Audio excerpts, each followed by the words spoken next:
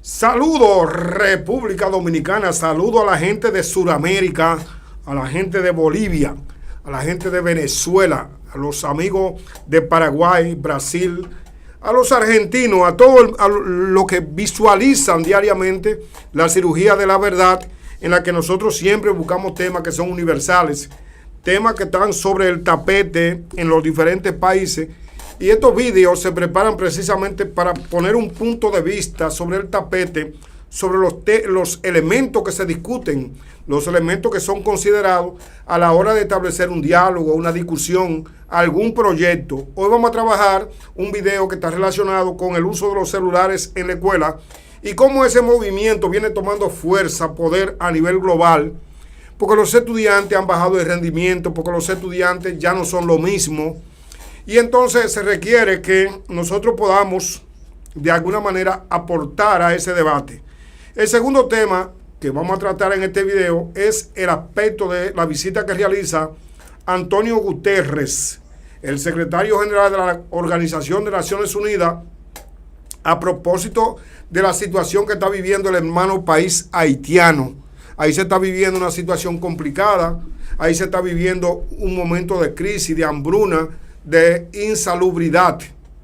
Ahí hay bandas armadas que tienen el control de los territorios y por lo tanto eso conduce a una inseguridad. Se ha desplegado una fuerza de supresión y todo eso lo veremos en este video que va a edificar a los videntes sobre esto que está sucediendo en el hermano país. De inmediato pasamos con mi compañero estelar José Checo, a quien le damos la bienvenida. Gracias, Aquiles Olivo Morel. El Morel me resulta incómodo porque yo tengo Aquiles Olivo Morel, porque la gente de dinero hay que ponerle los apellidos. Mira, son dos temazos, Aquiles, dos grandes temas de actualidad y que tienen un peso sustancial.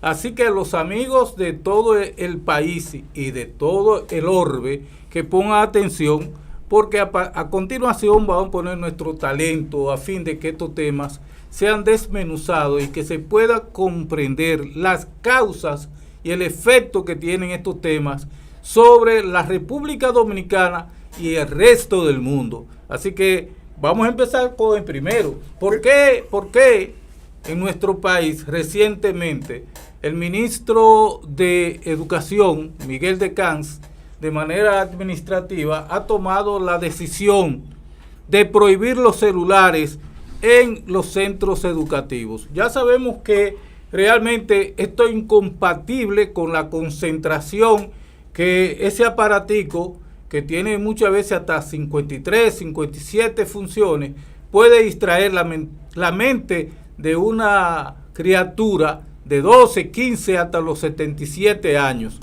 La gente tiene una fiebre con lo que es la información que brindan estos celulares y que hay también otro tipo de artículos electrónicos que sirven para traer información. Lo malo de eso es, mi hermano Aquiles, que la gente no usa el celular como herramienta de trabajo o para buscar información. Lo usa para entretenimiento y muchas veces para cosas que no son debidas. ¿Por qué en todo el mundo el sistema educativo de cada país considera el asunto de los equipos electrónicos en los procesos de enseñanza y además tiene la idea en mente de no permitir los celulares o móviles en las aulas? ¿Cuáles países ya han avanzado en este asunto? Parece una contradicción en esta introducción que hacemos, que a pesar de que el mundo estaba en su apogeo con la electrónica, con las computadoras, con los celulares, con todo lo que implica la facilidad de que da la tecnología al proceso de enseñanza, y de repente ha hecho un frenazo, se ha detenido y ha evaluado que estos móviles, estos dispositivos vienen siendo nocivos o se han convertido en un obstáculo para el proceso de enseñanza. ¿Por qué los países limitan o prohíben celulares en las aulas? Los gobiernos no están en contra de la tecnología, sino en el uso controlado del móvil personal. Las principales razones son la distracción que tienen esos y bajo rendimiento que tienen los alumnos. Hay una distracción. Los celulares interrumpen la atención y reducen la concentración. Estudios citados por la OCDE muestran que limitar su uso mejora matemáticamente la lectura y la matemática. Hay un exceso en el tiempo en pantalla. Los estudiantes ya no pasan muchas horas con dispositivos fuera de las escuelas. Las escuelas buscan ser un espacio equilibrado con menos exposición digital. Hay familias adineradas que le quieren dar formación a los hijos. Lo que quieren que esos hijos sean los herederos en las empresas que tienen en esas grandes corporaciones. Que la educación, lo primero que exigen es que no haya contacto con la tecnología, que el que quiera de esos alumnos, dicen esos responsables, pues que asistan a otros lugares a ese proceso de aprendizaje, pero el aspecto humano, ese roce, ese contacto con el papel con el lápiz de carbón, con la mascota, con la antigua mascota, a raíz de que se hizo una evaluación y ninguno de los estudiantes tenían caligrafía en Suecia, por solo citar un ejemplo de que hizo ese estudio. Entonces, exceso de tiempo en pantalla. Hay un ciberacoso, un bullying que se hace digital. El uso de celulares facilita grabaciones, difusión de contenido y acoso. La restricción, José Checo, han ayudado a reducir conflictos y a mejorar convivencia, José. Así es. Y mira, hay también un problema y es que el uso continuo del celular trae ansiedad, crea un estado también depresivo. ¿Por qué? Porque los estudiantes aparecen unos muy avispados que no buscan contenido sano. Yo recuerdo que una vez yo trabajé en Indotel y hubo acuerdo entre el doctor José Rafael Sosa, que era el director de Indotel, y las telefónicas para evitar que los niños, y en este caso la mayoría de estos estudiantes, accesaran a contenido nocivo. Un niño de 12 años no está preparado para estar viendo pornografía ni para estar aceptando retos. Entonces, ¿qué pasa con el uso excesivo del celular? Bueno, que crea una adicción y en vez del muchacho hacer la tarea, se queda hablando con un amiguito, con una amiguita y pierde el tiempo de manera no satisfactoria. Dice, uso educativo versus personal. Organismos como la UNESCO recomiendan solo usar tecnología cuando tenga un propósito claro de aprendizaje y recomiendan el uso de tablets y de otros dispositivos. Puede ser una, ¿cómo le llama esto? Lo que tú usas.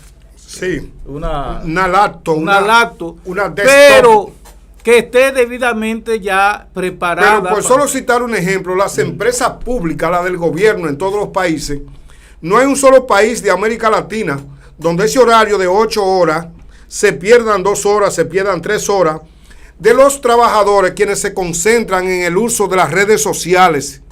Toman ese celular en las empresas públicas donde trabajan y prácticamente dedican ese tiempo, en promedio 3 horas se pierden, se evaporan y no hay ningún rendimiento corporativo. Y entonces todo eso se viene observando y hay toda una ofensiva a nivel internacional de limitar el uso de los celulares. Hay reuniones que le dicen, metan el celular. Sí. A los propios ejecutivos, sí, le dicen, ese celular tiene que estar en esa canasta. Nosotros hemos pasado. Ese celular lo ponen exactamente, mételo ahí, porque además tienen la curiosidad de grabar, tienen la curiosidad de hacer film, de hacer video con lo que se trató confidencial dentro de ese encuentro. Y los celulares en los propios gobiernos se han convertido en elementos, dispositivos para el espionaje. Hay grabaciones de ejecutivos haciendo mancuerna, grabaciones de ejecutivos comunicándose, como recientemente ha pasado aquí en el caso del Intran, un caso que se ventila en los tribunales dominicanos y que se ha cachado una conversación entre los dos imputados por vía WhatsApp y que ha servido como elemento clave para seguir adelante el proceso que se ha pasado al fondo. Recientemente aquí también fue condenada una banda que funcionaba en el CUSEP, a quienes le cantaron 20, 30 años, 15 años por asuntos que tienen que ver con defraudación, que tienen que ver con abuso del uso de la tecnología, específicamente en la falsificación de la nómina. De manera que los celulares, la tecnología educativa, tablet, computadora, deben ser guiadas. El uso libre del celular no se le puede permitir a los estudiantes que ellos tengan libre albedrío, José Checo Esteve, en el uso de ese dispositivo. Bueno, porque el dispositivo, si el maestro es lento, se descuida un poquito y estar en examen, cualquier estudiante puede sacar un celular y activarlo y ponerlo a responder preguntas con la ayuda de la inteligencia artificial que ha venido a sustituir a Jehová Dios. La inteligencia artificial. La inteligencia artificial se ha convertido en una divinidad superior a la capacidad humana. Lo responde todo. Los libros todavía no han pasado a ser obsoletos. Todavía no le he hecho una pregunta a la inteligencia artificial. Entonces, claro, hay que cuidarse porque el estudiante, según Hostos, Sembrador, ese magnífico puertorriqueño, el estudiante tiene que tener la capacidad de pensar, de deducir por sí mismo ante una problemática, planteársela y sacarle, ¿verdad?, resultado a eso, pero es con su cerebro evolucionando, pensando, articulando conceptos. Pero el celular prácticamente te hace cualquier problema matemático, te habla de la conchinchina, de geografía, te habla de la geopolítica, te habla de la natural, te habla de todo. Entonces, es muy fácil que un estudiante se acostumbre a que el celular o la inteligencia artificial le haga la tarea. Por eso es que República Dominicana, España últimamente, Brasil anteriormente y China desde el 2018 han suprimido el uso del celular en las escuelas, para que el estudiante, aparte de que pierde el tiempo distrayéndose con cosas que no son atinentes a la tarea del curso, pueda pensar y dedicarse a la tarea de aprendizaje y no estar viendo cosas que están divorciados de la enseñanza. ¿Cuáles países han avanzado en prohibir o regular los celulares? La tendencia global es creciente. Dice que en el 2023, que es el año de referencia, un 24% de países tenían prohibiciones. Ya en el 2025 sube a un 40% y en la actualidad, el año 2026, está en este momento en un 58% y más de 100 países de todo el planeta ya han tomado en serio y están avanzando en la prohibición. Podemos poner como ejemplo Francia, que llevó a cabo una prohibición total desde 2018. Países Bajos, prohibición en secundaria. Perdón, la reforzó en el 2025, lo que decidió en el 2018 lo reforzó ahora en el 2025. Correcto. Italia, que es el país también con una buena relación con la dominicana, hizo una prohibición en primaria y secundaria. Suecia y Finlandia, restricciones formales recientes, mientras que Suiza, Bélgica, Australia, prohibiciones incluso en recreo. Y Reino Unido, que ha sido siempre una vanguardia, tiene la tendencia a hacer una prohibición total ahora en el 2026. Eso se está discutiendo en el Parlamento inglés para dar ese paso. En América, ya Brasil, hay una ley nacional que restringe los celulares. También tiene a Canadá con regulaciones provinciales. Estados Unidos, muchos estados ya tienen leyes y proyectos que caminan hacia allá. Y en Chile, proyecto de ley aprobado en fase legislativa. De manera que en todo el planeta, en los 5 continentes que existen, se está tomando una decisión respecto al uso de los celulares. En Costa Rica, que es un país de referencia para la República Dominicana, hay una prohibición reciente en las aulas. En América, el avance es más gradual y descentralizado. Mientras que en Asia tenemos que China hay una prohibición estricta. Eso lo ha permitido a los chinos estar donde están. Corea del Sur, ahí hay un control del uso incluso a nivel digital. En Australia, que eso pertenece a Asia, Hay una prohibición en escuelas públicas y en Nueva Zelanda restricciones nacionales, José. Mira, hay que aclarar que el mundo educativo no está rechazando la tecnología, sino que el tiempo de estudio lo quiere preservar para la educación, para la investigación, para mejorar, por ejemplo, la lectura comprensiva, que es un elemento que cada vez que se mide aquí en nuestro país, nuestros estudiantes dan lástima, inclusive profesionales. Usted le da a leer un texto, digamos, una hoja, y después le dice, dígame qué usted entendió de eso. Lectura comprensiva. Hay problemas porque la gente no sabe captar las ideas principales de un párrafo y no saben concatenar esas ideas para luego dar una respuesta. Aquí en el país tengo que decirte que la medida no solo abarca a los estudiantes, sino también a los maestros. Y por eso ha habido oposición del ADP, que es el gremio que ampara a los maestros, porque se entiende que el maestro es el rector del curso, pero un maestro también tiene la misma necesidad y a veces la misma adición que un estudiante, y no puede evitar sacar de la cartera o de su bolsillo un celular mientras el curso se desbanda, se va a los puñetazos, a tiradera de papeles. Entonces, muchos profesores también están en la adicción del teléfono, del celular, y por eso la disposición de educación abarca también a los profesores.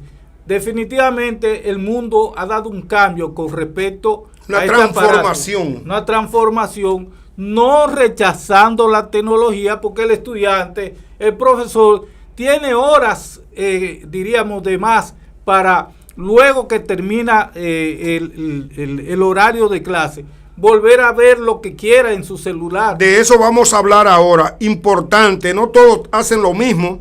Hay tres modelos principales, hay tres corrientes. Hay una corriente que propugna por la prohibición total, celular apagado y guardado todo el día. Sí. Un ejemplo de Francia y China son los que han decidido eso.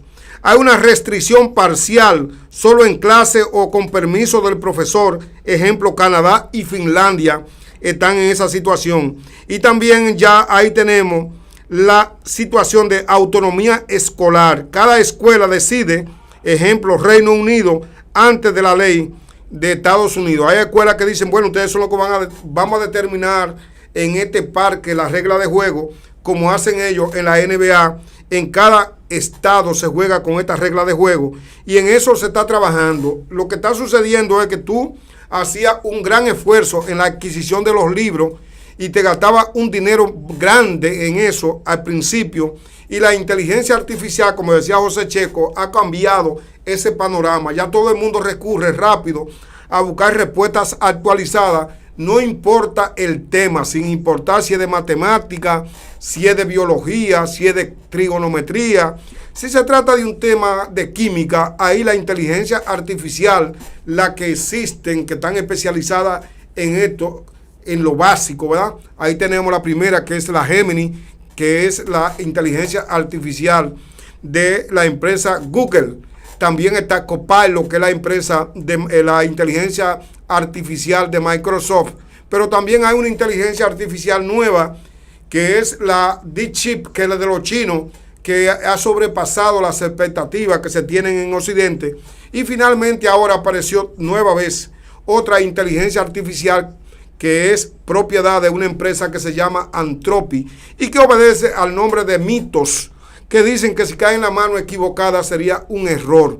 Todas esas cosas vienen sucediendo. Está Copiloto y está también una otra inteligencia artificial que tiene nombre de mujer, ahora no me acuerdo, pero hay muchísimas inteligencias artificiales. Cada una de las áreas de conocimiento tiene una inteligencia artificial y el mundo se ha transformado de la noche a la mañana en que no importa la edad que tú tengas, sea joven, sea un adulto, sea una persona mayor, tú vas a abrevar dentro de la tecnología, porque la tecnología se ha metido en la vida de las personas por debajo de la puerta y entonces ha logrado dominar lo que es el tiempo de los seres humanos. En toda parte hay una preocupación.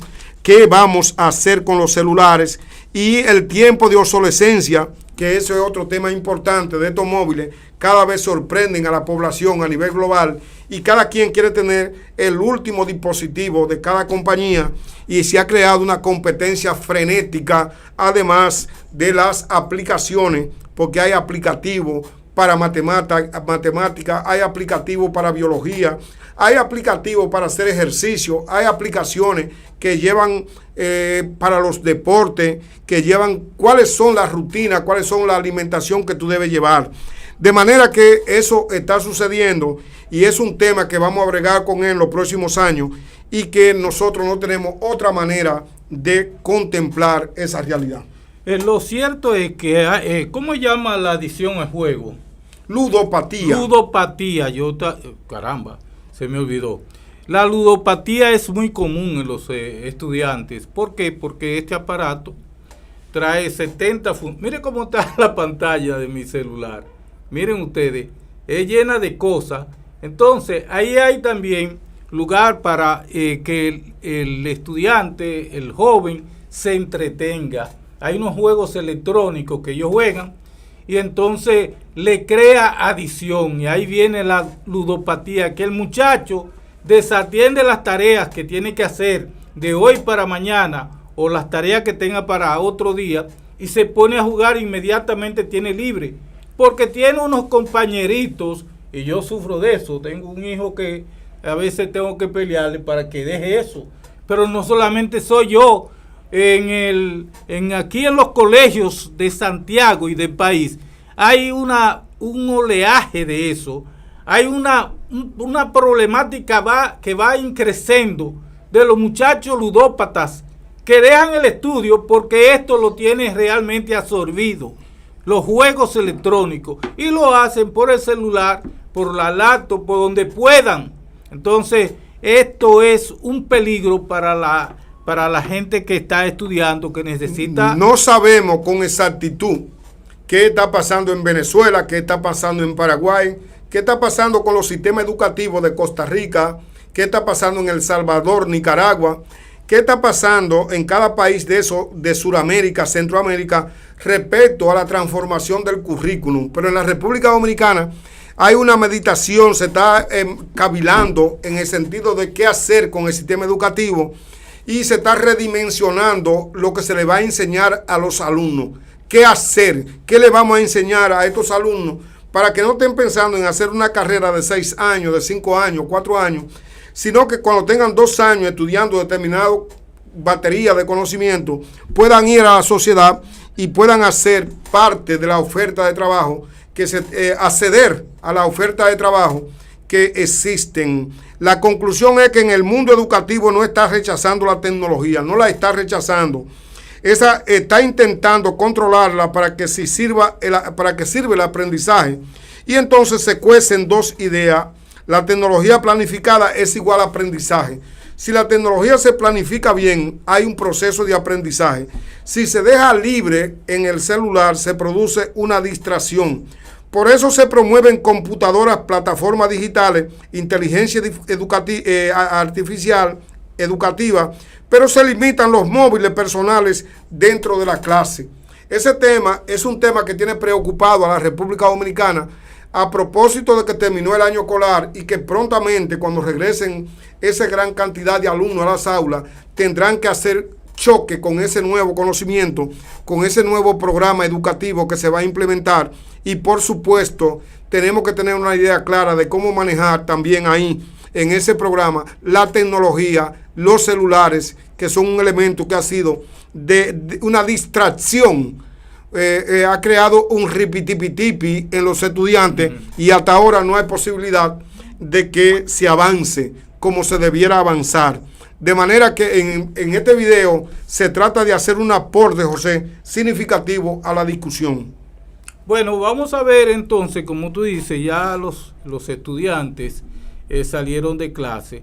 Vamos a ver la discusión que se dará con esta disposición que ha tomado el Ministerio de Educación en la persona del ministro Miguel de Camps, que ha decidido evitar que nuestros estudiantes, una disposición que no pueden llevar pues el celular, y si lo llevan tienen que tenerlo apagado, como hay algunos países que usted lleva su celular pero lo apaga, y si lo ven con él en las manos dentro del aula, usted tiene una sanción. Por eso la discusión que se tiene. Vamos a ver entonces también cómo reaccionan los profesores, porque se opuso la ADP porque la disposición incluía a los profesores. Tecnología planificada es igual a aprendizaje. Celulares libres es igual a distracción. Esa es la conclusión final. En todos los países que se tienen una idea clara de lo que hacer con los celulares, con los estudiantes que han logrado ganarse desde 1990 para acá la libertad de disponer de esos móviles. El segundo tema de este video. Pero hay que decir que nuestros estudiantes, cada vez que van a la prueba PISA, pasan dificultades y se habla de la mala calidad de nuestra educación. Desempeño pésimo que tiene la República Dominicana. Se han invertido 4%, mucho dinero, pero entonces la calidad de la educación deja mucho que desear, y este puede ser un factor que esté incidiendo negativamente en esa situación. En esta parte del video vamos a evaluar qué cosa persigue el secretario general de la ONU, que son las Naciones Unidas, con su visita a Haití.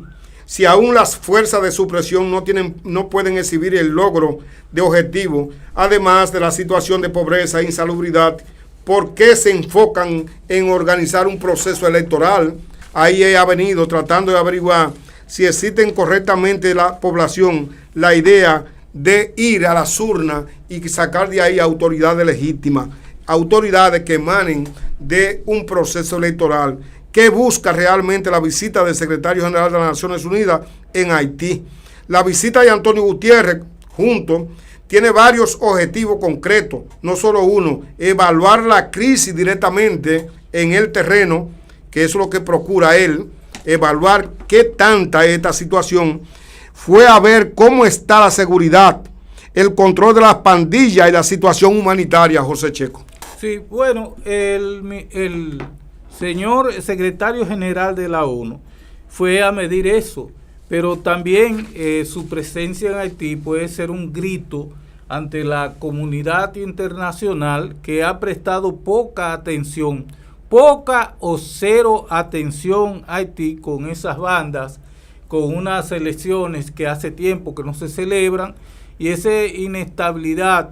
Allá todavía quedan, ahí estamos viendo a Jimmy Cheresier, que asumió también el liderazgo de los 400 mabuosos, y bueno, la ONU ha desplegado un operativo con está planificado, no han llegado todos, unos 5.500 hombres armados para liquidar, disuadir, sacar de circulación el dominio que tienen las bandas en distintos puntos, incluyendo la capital, Puerto Príncipe. Y bueno, Antonio Guterres ha querido medir la profundidad del dominio de esas bandas, pero también está planteando más dinero, el señor Antonio Guterres dijo que Haití necesitaba $800 millones. ¿Cuánto ha conseguido?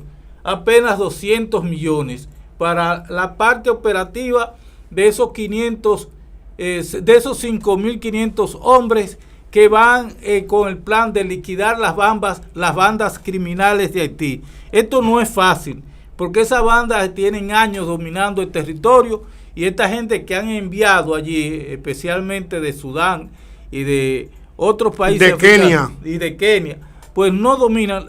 Los kenianos salieron, se despidieron del territorio haitiano, porque estos estaban, mira allí cuál es el efecto mira cómo tiran las gomas, y esas gomas. Bueno, el hecho es que Haití vive una crisis extrema, 1.5 millones de desplazados, más de 5 millones con hambre, bandas que controlan hasta el 90% de la capital.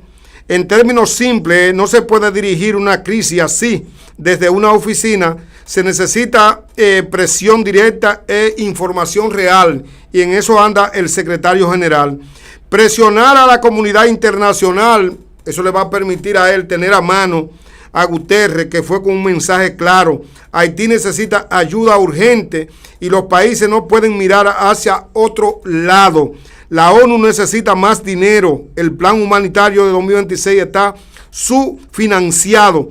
Más apoyo militar, policial y más cooperación regional. La visita es un acto público internacional, no solo local.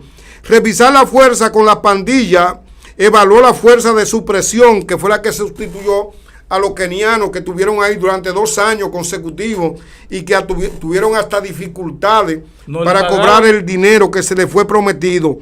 Esta fuerza busca desarmar bandas, recuperar territorio, proteger civiles. Pero tú tienes razón cuando dices, Checo, en esta ocasión, es un acto político internacional, no local. La solución no está aquí en esta isla. Ahí se ha debatido históricamente que la República Dominicana, que es el país que muestra mayor fortaleza en la historia para acoger la situación que tiene Haití, no puede hacerse cargo de la situación actual que ha desbordado todos los límites. Déjame decirte algo. Esta presencia del secretario general de la ONU en Haití, que busca supuestamente la legitimidad del gobierno, de las autoridades, de los propios militares que están llegando allí, es una visita plenamente solidaria. Pero debo decir esto: Antonio Guterres está en Haití porque Estados Unidos le ha fallado a este continente. Si como está Trump actuando, sirviéndose a sus anchas del continente americano, ¿por qué se va a pelear a Teherán? ¿Y por qué no atiende a un país tan pobre como Haití? Porque no lo quiere, porque tiene un sentimiento racista. Y fue él el que propuso la presencia de estos 5.500 hombres que desplegara la ONU con el dinero de la ONU, o sea, que fuera financiado por la ONU. Esto no fue más que una burla de Donald Trump, que no ha aportado un chela a la solución de Haití. Prometió $300 millones en una isla del Caribe para subsidiar a los kenianos y no hizo nada. Entonces, lo que este hombre está pidiendo es la ayuda de la comunidad internacional para ver si se puede desplegar realmente una fuerza de supresión en Haití que concluya con el bandidaje, con la criminalidad, con las violaciones, con el hambre y el desorden que hay en Haití. O sea, es un clamor. Y yo no dudo que inclusive con la reunión que sostuvo ayer con el presidente, le pasara también el sombrero para que aportara por lo menos 100 millones de dólares con esta situación, ya que el presidente Abinader ha llevado la voz cantante en reclamo de que se vaya en la solución de Haití, que se aporte. La ONU, ahí tenemos el secretario general siendo recibido por las autoridades, entre comillas, haitianas, pero la ONU que nosotros conocemos con la dimensión que tiene esa institución a nivel internacional, en los últimos conflictos que se han suscitado a nivel internacional, ha tenido serias dificultades para arbitrarlo. Este conflicto, que debiera ser un conflicto simple para ellos, se le ha ido de la mano. Y Antonio Gutiérrez viene a revisar solidaridad con ellos. La ONU define la visita como una visita plenamente solidaria con la población, pero en la práctica esto también significa mantener su presencia e influencia, justificar sus operaciones que están debilitadas. La ONU ha sido desoída, hay una desautorizada también y quebrada por los Estados Unidos. Y hay una situación crítica que le han criticado a la ONU, y muchos haitianos desconfían de las Naciones Unidas. Ya los haitianos se han convencido que la solución a ese conflicto no está allá. Entonces, ¿por qué no se enfocan primero en organizar las elecciones? Aquí está el punto más importante de toda la pregunta. La ONU no prioriza elecciones antes que la seguridad por una razón clave. Dice el secretario general: sin seguridad no hay elecciones. Haití no tiene presidente electo desde el 2021. Lleva casi una década sin elecciones funcionales. La pandilla controlan territorio, bloquean carreteras, secuestran y matan. Esto significa no se puede votar libremente, no se puede organizar seguridad a votantes y no hay confianza en las instituciones. Por esta razón, la ONU insiste en este orden: seguridad mínima primero, estabilidad institucional segundo, tercero, organización electoral y por último, gobierno democrático, que sería un gobierno frágil, porque de ahí va a surgir un gobierno con poca legitimidad a pesar de que hagan ese proceso electoral. ¿Está la ONU ignorando la organización social? Es una pregunta que no completamente, pero aquí hay una crítica válida.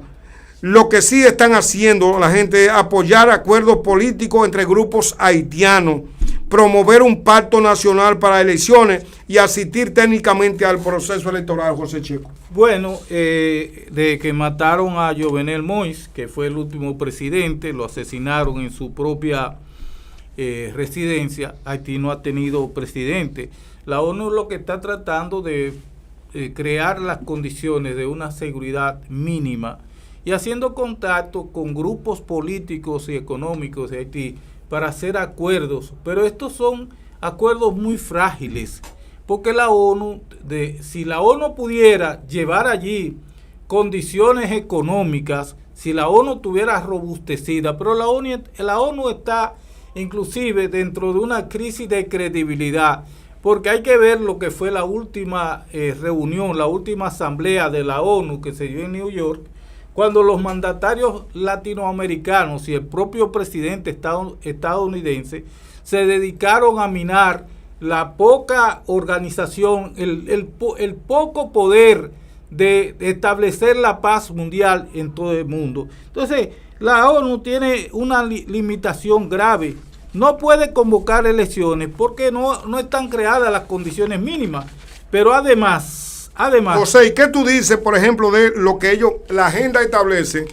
Que primero debemos llegar a un tema, a una seguridad mínima, ¿verdad? Uh-huh. Debemos agarrar ese 90% de territorio que están en manos de la banda, un por ciento significativo, prácticamente total. Son bandas armadas. Haití está prácticamente dividido en poder de quién, de Barbecue, de Cherchier, míralo ahí en pantalla. Y segundo, dicen que hay que garantizar esa seguridad mínima y luego pasar a una estabilidad institucional. Ahí viene qué es una estabilidad institucional.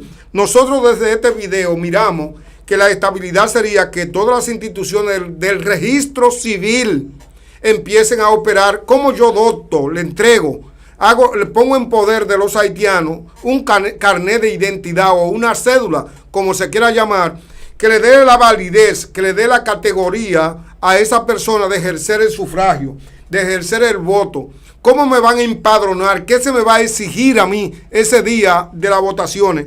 Y entonces que salga de ahí un proceso electoral que fortalezca las instituciones que existan. Luego pasamos a la organización electoral. ¿Cuáles son las autoridades electorales? ¿A quién vamos a elegir que asuma la responsabilidad?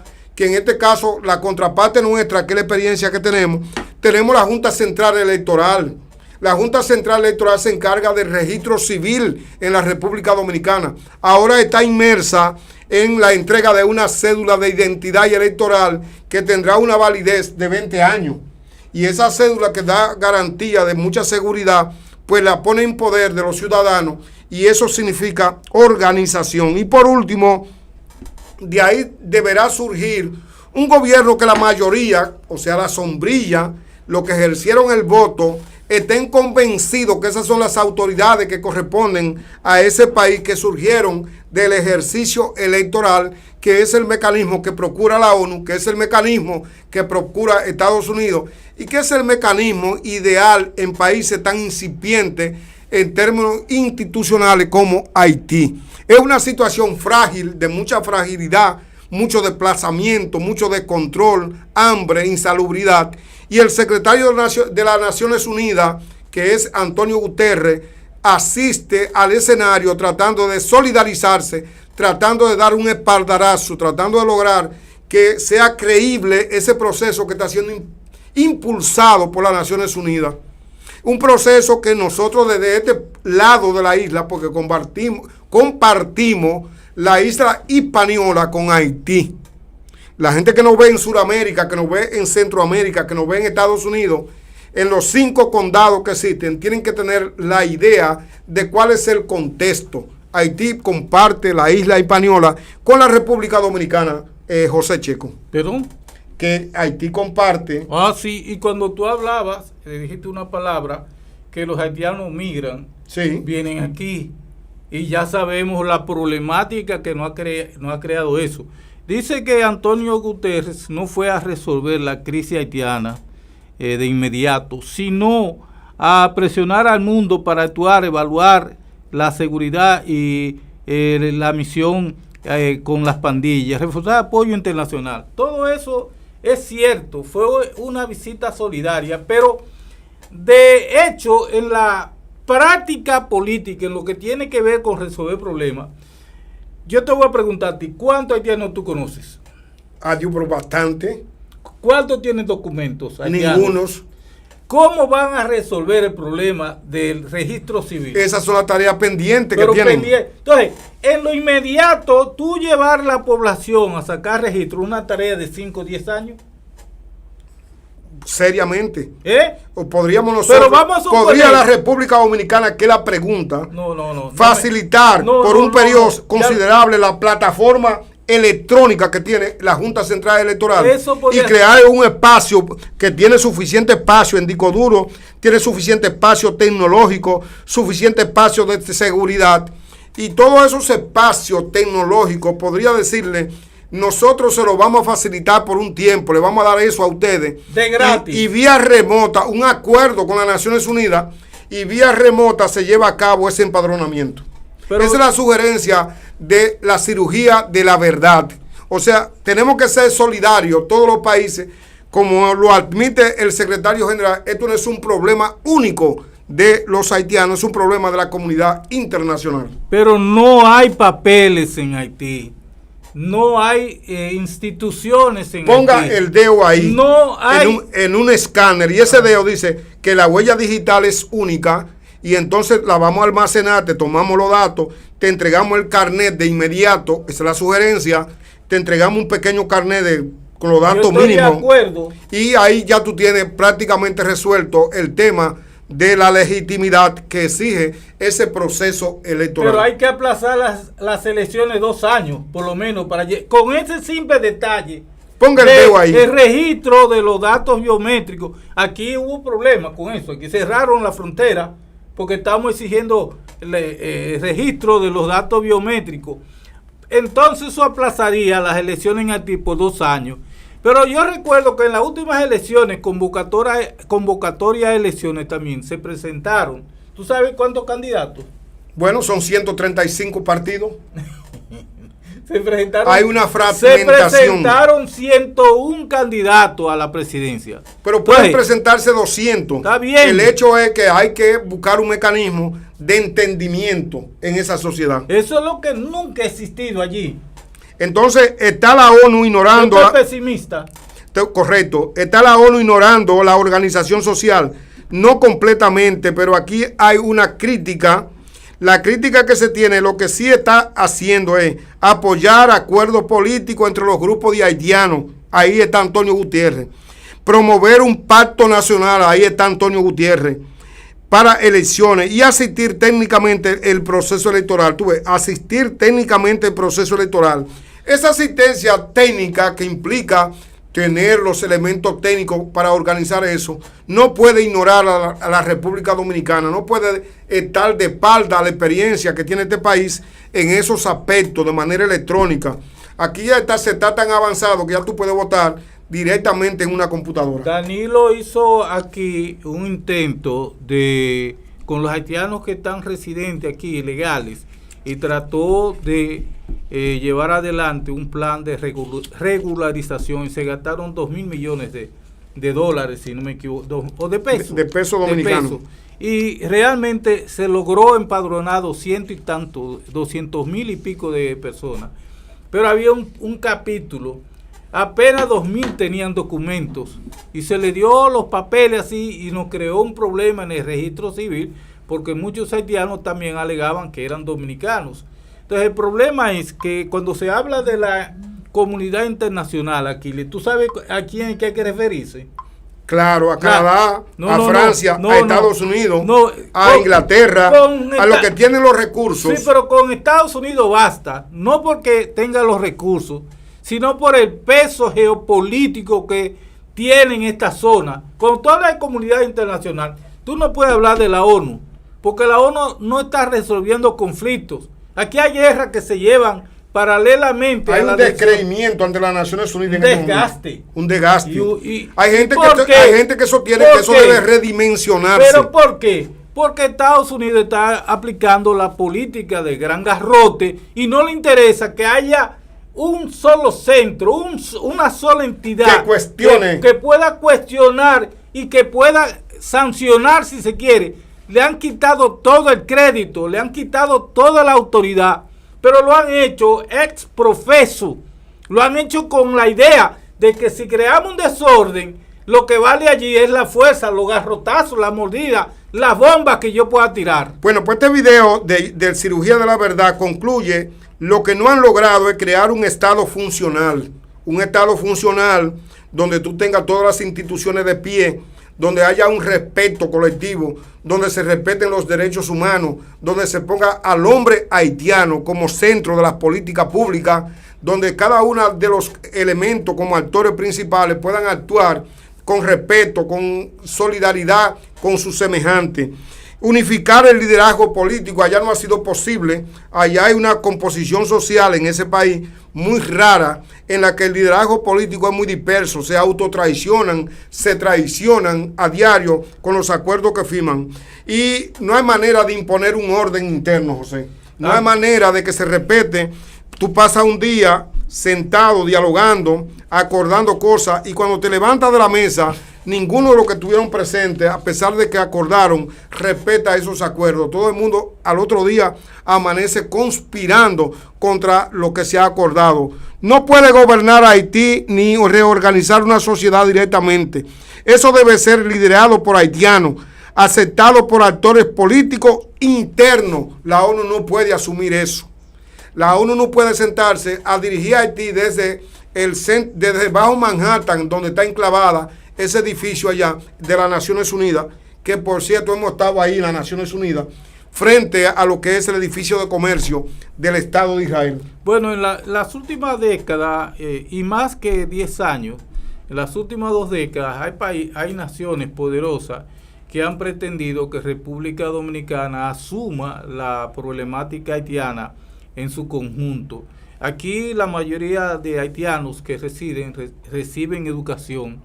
Si usted ve las estadísticas de los hospitales en lo que tiene que ver con emergencias y consultas, la mayoría de las parturientas haitianas tiene aquí bonos muy altos. Porque usted toma, aquí se ha puesto bien vigente que las haitianas llegan tempranito y no dejan espacio para que las parturientas dominicanas pobres que van a los hospitales ocupen un lugar. 2 presidentes dominicanos han llevado la voz cantante hablando de la necesidad de que la comunidad internacional, y estoy hablando de casi 16 años, 14 años, tanto Danilo Medina y anteriormente doctor Leonel Fernández y ahora Luis Abinader, han abogado para que la comunidad internacional ponga atención a la situación que se vive en Haití, una situación macabra de bandas criminales que se le importa una noche salir a matar y acabar con la vida de 100 personas, niños, mujeres y ancianos. No les importa. Y la brutalidad que se expresa con la goma, echando cosas, matan diputados, matan alcaldes, queman cuarteles policiales, queman hospitales. O sea, un completo caos. Estados Unidos se ha hecho el loco. Nunca ha querido mirar para allá y por eso permanece. Porque cuando ellos quieren, acusan a determinado hombre, líder internacional de terrorista, y con un dron van y les rompen la cabeza. Bueno, la realidad que se está viviendo en Haití se reconoce como una realidad incómoda. Allí hay que hablar de un colapso, y que no es solo de pobreza, hay un colapso del Estado, hay violencia criminal organizada, falta de liderazgo político, crisis institucional profunda. Y en ese contexto las elecciones no fallan por falta de intención, fallan porque no existen condiciones mínimas.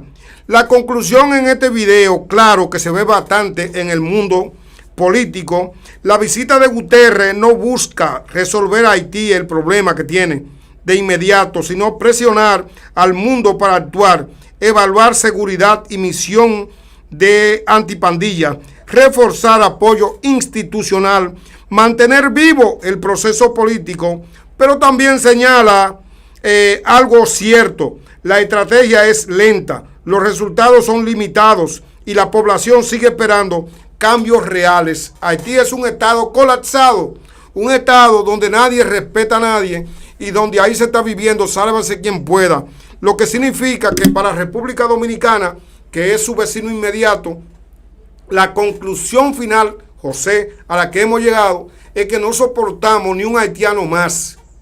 Aquí habían sectores importantes que dependían exclusivamente de la presencia de esa mano de obra, como era la agricultura, como era la construcción y como eran los trabajos domésticos. Se ha ido evolucionando con esa ofensiva que lanzó el gobierno dominicano de control fronterizo, y ahí tenemos desplegadas, según los últimos datos, 12,000 y pico de efectivos custodiando los aspectos de seguridad y preservación del concepto soberanía que implica para la República Dominicana de vida o muerte. En los próximos videos veremos otro tema de vital importancia. Hasta la próxima. El hambre no lo para.